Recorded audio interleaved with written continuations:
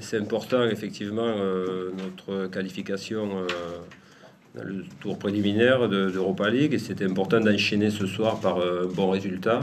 C'est ce que le groupe de joueurs, dans l'élan de la qualification, a réussi à faire. Voilà, c'est intéressant pour, encore une fois, s'améliorer, continuer à travailler. Vous avez cru que ça n'arriverait jamais à un moment? Jamais.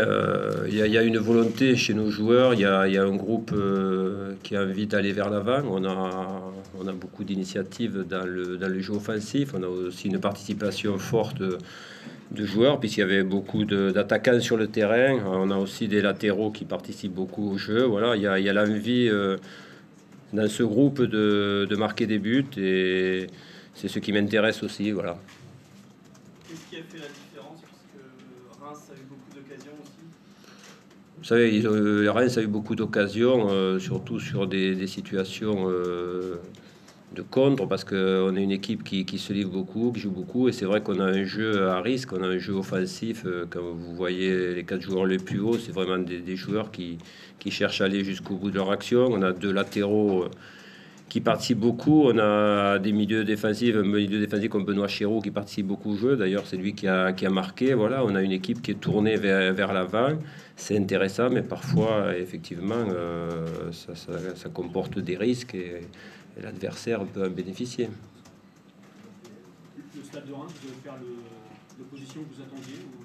Alors, vous savez, moi, sur l'adversaire, il n'a pas été facile.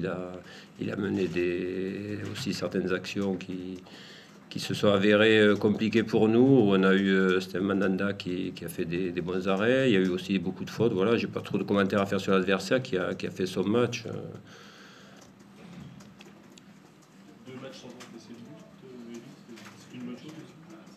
Oui, dans la mesure où, encore une fois, je le répète, notre esprit il est tourné vers le jeu offensif, et il faut garder malgré tout des équilibres. Et on s'expose à prendre des buts, c'est arrivé dans la préparation. Là, ça fait 2 matchs où on n'en a pas pris.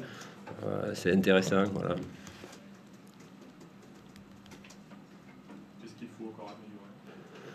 Ah oui, il y a beaucoup de situations collectives. C'est encore une fois l'état d'esprit, il est bon, la volonté d'adhérer au projet de jeu, elle est collective, et les joueurs s'entraident, font des efforts ensemble. Il faut améliorer encore la transition, la transmission dans certaines situations. Il faut améliorer la finition. Voilà, il faut garder de la vigilance aussi défensive. C'est tout le football, hein.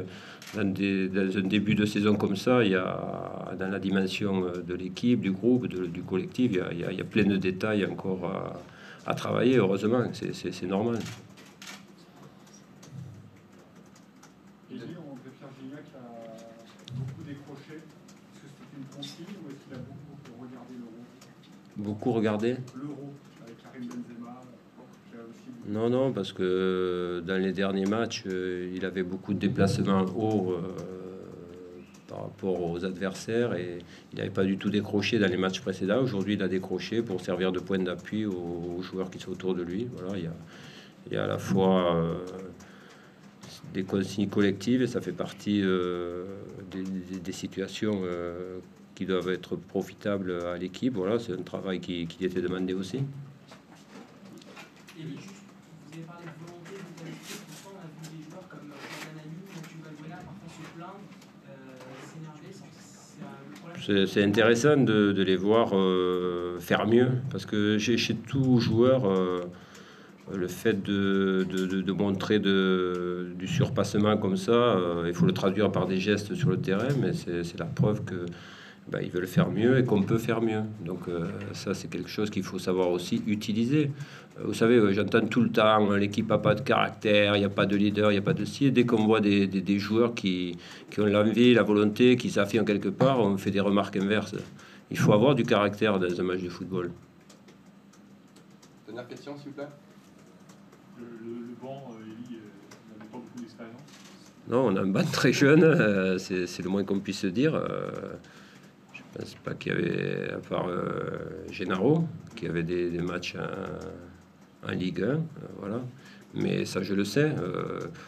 Non seulement il y a des blessés, comme Diawara et Rémi, et les TNDI, ça fait 3. Ensuite, il y avait 2 suspendus, Morgan Amalfitano et Mbia. Donc, ça fait 5 joueurs qui étaient sur le côté. Voilà, ça peut expliquer aussi la jeunesse. Mais la jeunesse, elle va progresser aussi à travers ce genre de confrontation, même en étant sur le banc et en vivant ces matchs.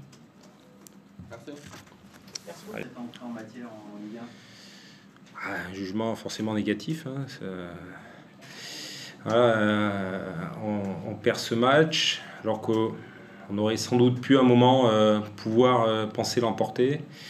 Et on a fait preuve de trop d'inefficacité offensive face à une équipe de Marseille, se créer 4 occasions franches sans les concrétiser. On n'est pas à l'abri d'avoir en face de nous des joueurs de talent et qui sont capables de marquer un but de Coupe du Monde comme l'a marqué Chérou ce soir. Bon, à côté de ça, il y a des choses... il va falloir s'appuyer sur les choses intéressantes qu'on a pu produire ce soir, même si on voit bien qu'il y avait quand même une différence entre cette équipe de Marseille et la nôtre, notamment du rythme. On sentait que c'était une équipe qui était rentrée dans la compétition. C'était notre premier match de Ligue 1 et surtout notre premier match de compétition. Et on voit sur le dernier quart d'heure, les dernières 20 minutes, on a un peu plongé et c'est à partir de là que on a commencé à plus pouvoir tenir le ballon et on n'était pas à l'abri de voir être surpris sur un centre. Il y avait beaucoup moins de pression sur le porteur. Je crois qu'Azpilicueta est tout seul pour centrer. Et puis au deuxième poteau, on trouve Chérou tout seul aussi. Bon, globalement, c'est ce que je m'attendais, qu'on soit à la hauteur quand même de l'événement. On l'a été ce soir, avec nos faiblesses du mois d'août. Et on va tout faire pour que dans les semaines et les mois qui arrivent, on acquiert un peu plus de volume, un peu plus de sérénité, et puis un peu plus aussi d'agressivité dans tous les duels où on a de temps en temps été mis en difficulté. Vous aussi, vous avez eu un gros quart d'heure On a fait une très bonne entame de deuxième mi-temps, où on était beaucoup mieux en place. À contrario de notre entame de première mi-temps où les 20 premières minutes ont été difficiles, sans doute une petite appréhension, du mal à se situer, notamment au milieu de terrain où on laissait beaucoup trop d'espace à Valbuena et puis à Ayou pour s'exprimer. On a réglé ça dans le dernier quart d'heure de la première mi-temps, et puis la deuxième mi-temps, on a fait une très bonne entame. Et dans ces temps forts, il est important de concrétiser. On l'a pas fait et on a été puni derrière. Vous n'avez pas beaucoup perdu l'année dernière, surtout à domicile. Quel a été un peu votre discours auprès des joueurs là? Il va falloir un peu s'habituer à ça Non, il ne va pas falloir s'habituer du tout à ça d'ailleurs. Il va falloir tout de suite en prendre conscience. Alors c'est sûr, c'est Marseille devant. Mais Marseille, c'était 10e du championnat l'année dernière. Ils n'ont pas recruté, donc c'est une équipe globalement qui va être entre la 5 et 10. Quoi. Donc on sait qu'on aura affaire à d'autres équipes beaucoup plus armées et on voit le niveau d'exigence que ça demande. Donc c'est pour ça que la déception elle est forte ce soir parce qu'il y avait la moyen au moins de prendre un point ce soir face à cette équipe de Marseille. Et prendre un point contre Marseille, ça aurait été en tout cas déjà mieux que de repartir comme des cocus. Quoi. On a l'habitude de dire qu'il y a un fossé entre la L1 et la L2. C'est une impression confirmée ce soir? Il y a une énorme différence, c'est sur les individualités. En Ligue 2, on n'a pas Valbuena, on n'a pas les frères Ayou à se taper, on n'a pas le pied gauche de Chérou, et ça fait une grosse différence. Ça demande beaucoup plus aux joueurs, et c'est pour ça que les exigences de la Ligue 1 demandent un petit moment d'adaptation pour pouvoir contrecarrer le talent individuel des adversaires.